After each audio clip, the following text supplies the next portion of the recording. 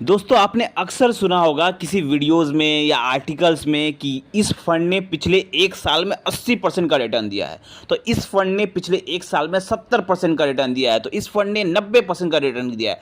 तो आप जिस म्यूचुअल फंड में इन्वेस्ट करें वहाँ से स्विच करके आप इस फंड में आ जाइए। ऐसे बहुत सारे लोग आर्टिकल्स बनाते हैं, वीडियोज़ बनाते हैं, लेकिन और लोग सोचते हैं कि हाँ, अगर हम हर साल अच्छे अच्छे म्यूचुअल फंड में स्विच कर जाएंगे, जैसे अगर हम इस साल अगर हम टॉप परफॉर्मिंग म्यूचुअल फंड में इन्वेस्ट कर रहे हैं तो अगले साल देख रहे हैं कोई और फंड अच्छा चल रहा है तो हम इस फंड से निकल कर उस फंड में चल जाते हैं। तो ऐसे करके हमारा रिटर्न तो बहुत शानदार बनेगा क्योंकि हम हर साल अच्छे अच्छे म्यूचुअल फंड में जा रहे हैं।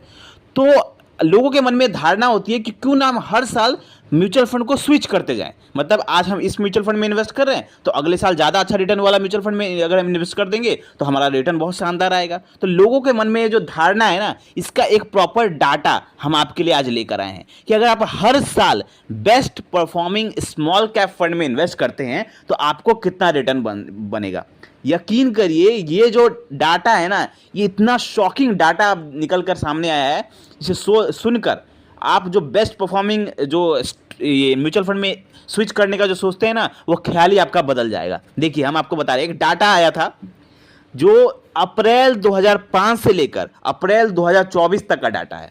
इस डाटा में ये दिखाया गया है कि अगर आप हर साल अगर कोई पर्सन 2005 से लेकर 2024 तक अगर हर साल टॉप परफॉर्मिंग म्यूचुअल फंड में स्विच करते जा रहा है, मतलब अगर 2005 में उसने किसी अच्छे म्यूचुअल फंड में इन्वेस्ट किया जो एकदम टॉप पे था, फिर उसने देखा 2006 में कोई और म्यूचुअल फंड है जो टॉप पे चला गया तो वो उसमें स्विच कर गया, फिर 2007 में दूसरे में स्विच कर गया। अगर वो ऐसा करता है, एकदम टॉप परफॉर्मिंग म्यूचुअल फंड में इन्वेस्ट करता है, हर साल स्विच करते जाता है तो उसको रिटर्न कितना मिल रहा है। ठीक है, आप डाटा देखिएगा तब मैं आपको बताऊंगा। देखिए एकदम शॉकिंग रिजल्ट।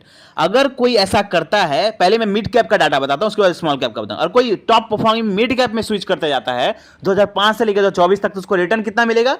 15.5%, 15.5% का रिटर्न मिल रहा है उसको। अगर वो स्विच कर रहा है तो उसको 15.5% का रिटर्न मिल रहा है। ठीक है, अगर स्मॉल कैप का भी देखिए, स्मॉल कैप में अगर कोई स्विच कर रहा है हर साल तो उसको रिटर्न मिलेगा 15.1% का।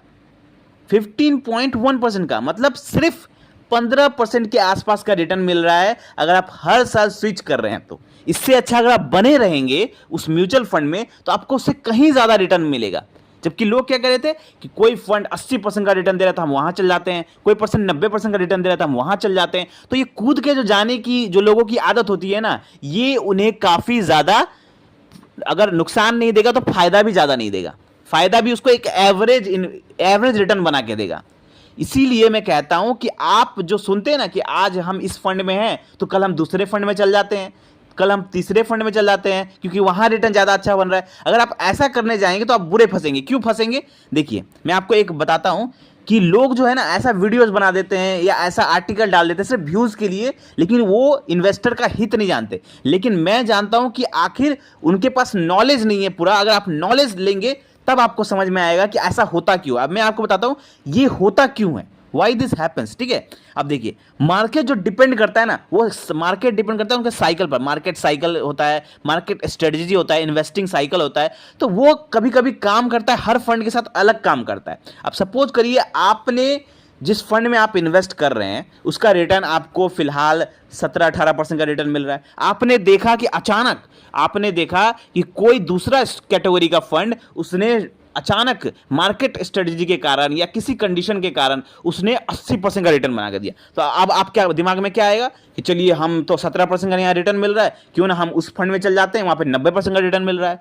आप उस फंड में चल जाएंगे। जब आप उस फंड में जाएंगे तो वो जो स्ट्रेटेजी जो काम किया था, उनका रिटर्न बना के दिया था उस साल, वो स्ट्रेटेजी हो सकता है अगले साल काम ना करे, उसका रिटर्न गिर जाए, फिर आपको एक एवरेज रिटर्न मिल जाए।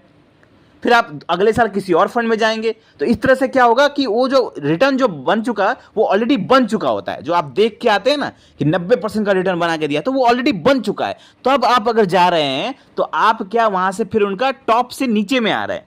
तो इसके कारण आपका रिटर्न कभी भी ह्यूज नहीं बनेगा। इससे अच्छा है कि आप एक फंड में बने रहे लॉन्ग टर्म के लिए। जब आप एक फंड में लॉन्ग टर्म के लिए बने रहेंगे तो वो मार्केट में क्या होगा, कभी अच्छा परफॉर्म करेगा तो कभी थोड़ा खराब परफॉर्म करेगा, कभी वो बहुत अच्छा परफॉर्म करेगा। तो इससे आपको एक शानदार रिटर्न देखने को मिलेगा अगर आप लॉन्ग टर्म में एक ही फंड में बने रहते हैं तो। इसीलिए कोशिश करें, जितना कोशिश करें कि आप जिस फंड में इन्वेस्ट कर रहे हैं, अगर आप सपोज करिए आपने 4 फंड में इन्वेस्ट किया तो आप उन चारों फंड में बने रहें, वहां से निकले नहीं, स्विच नहीं करें। अगर आपको मन कर रहा है दूसरे फंड में जाने का तो आप दूसरे अपना नेक्स्ट पैसा से इन्वेस्टमेंट करें, लेकिन उसी पैसा को आप स्विच कर जाएंगे, अगर उसी म्यूचुअल फंड को आप स्विच कर जाएंगे तो आप बहुत बड़ा नुकसान करेंगे। तो आई होप आपको ये वीडियो समझ में आया होगा, कि ये डाटा के साथ समझ में आया होगा कि हमें कभी भी अपने फंड को बार बार स्विच नहीं करना चाहिए। एक फंड में अगर इन्वेस्ट किए तो बने रहिए, पेशेंस बनाए रखिए, क्योंकि mutual fund long term patience का खेल है। जितना लंबे समय तक टिके रहेंगे उतना ज़्यादा आपको यहाँ पे फायदा होगा। मिलते हैं कल एक और वीडियो के साथ। थैंक यू, धन्यवाद।